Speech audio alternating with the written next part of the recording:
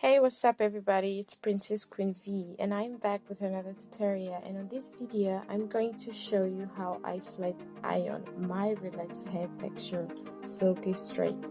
So if you love straight hair or you just want to try something new and interested in learning how to silky place your hair, please continue watching and don't forget to subscribe.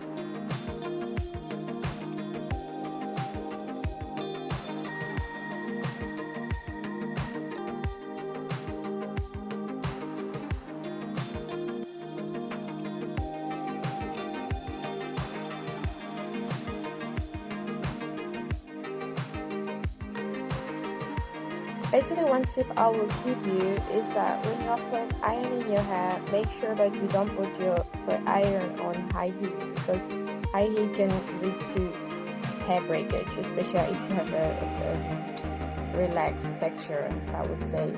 And guys, thank you very much for watching. I really appreciate you watching, and I hope you learned something from this tutorial. And that's it. That's my silky straight hair.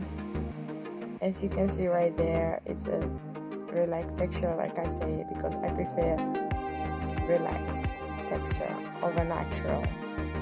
And that's it. So silky, so straight, it's gorgeous. Thank you very much for watching.